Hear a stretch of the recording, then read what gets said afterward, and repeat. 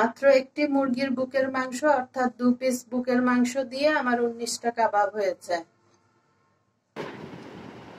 আসসালামু আলাইকুম, welcome to Sharmili kitchen. আমার আজকের রেসিপি শামি কাবাব বা টিকিয়া কাবাব।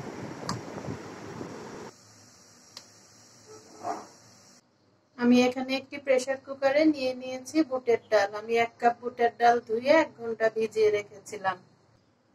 এ পর্যায়ে দিয়ে দিচ্ছি পেঁয়াজ কুচি, রসুন কুচি, আদা কুচি এবং আস্ত শুকনা মরিচ আমি মাঝখান দিয়ে কেটে নিয়েছি। দিয়ে দিচ্ছি এগুলো।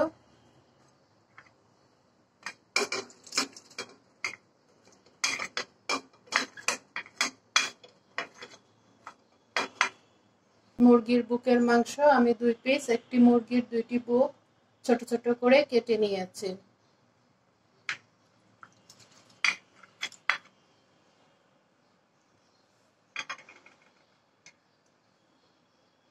দিয়ে দিচ্ছি হলুদের গুঁড়া, মরিচের গুঁড়া, লবণ। এখন দিয়ে দিচ্ছি 1 বাটি পানি।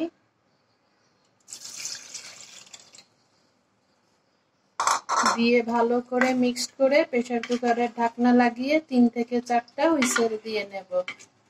ভালোভাবে সিদ্ধ হয়ে যাবে এবং পানিটাও ভালোভাবে শুকিয়ে নেব।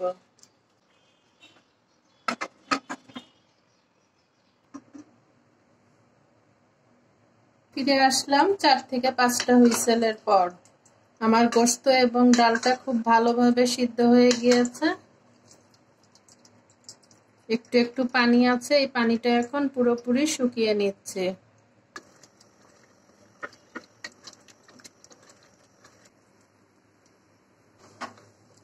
এই যে আমার গোশত আর ডালের পানিটা একদম শুকিয়ে গিয়েছে, একদম ভাজা ভাজা করে নিচ্ছি।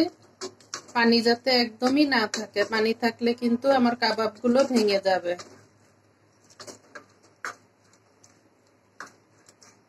এভাবে করে করে ভালো করে পানিটা শুকিয়ে নিচ্ছি। তারপরে আমরা পাটার সাহায্যে বেটে নেব। ব্লেন্ডও করা যেতে পারে, তবে পাটায় বাটলে কাবাবটা বেশি সুস্বাদু হবে। এরকম মজার মজার সহজ রেসিপি পেতে চাইলে চ্যানেলটিকে সাবস্ক্রাইব করে রাখতে পারেন বন্ধুরা।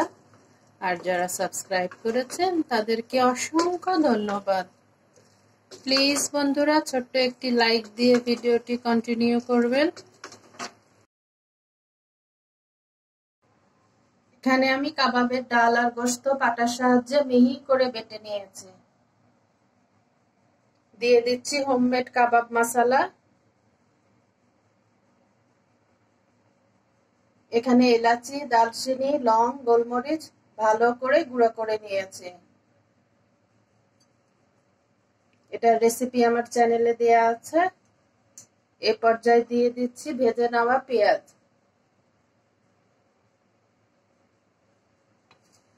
কেউ চাইলে কাঁচা পেঁয়াজটাও ইউজ করতে পারেন, তবে ভাজা পেঁয়াজটা দিলেই বেশি টেস্টি হবে।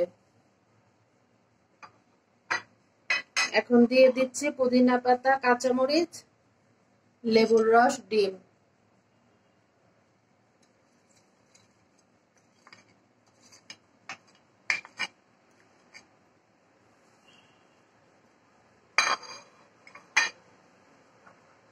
একটি ডিম,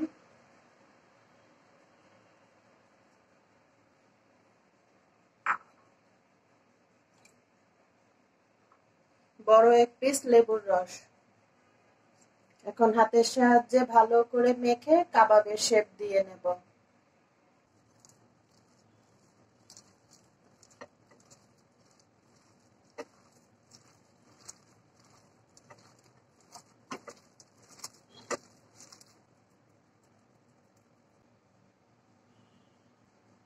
এভাবে করে কাবাবের শেপে সবগুলো তৈরি করে নেব। আমি লবণটা চেক করেছি, একদম পারফেক্ট আছে। এখানে আমি কাবাবগুলো সুন্দর করে বানিয়ে নিয়েছি।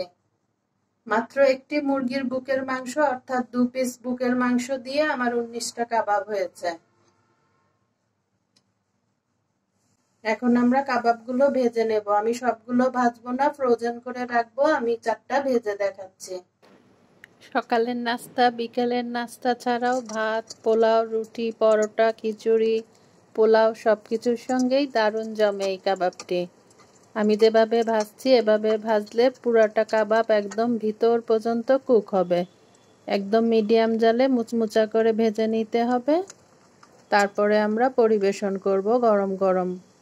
আজ আসি, আবারও চলে আসবো এরকম নতুন কোনো মজার রেসিপি নিয়ে। আপনারা সবাই ভালো থাকুন, সুস্থ থাকুন, আমার জন্য দোয়া করবেন। আল্লাহ হাফেজ, আসসালামু আলাইকুম।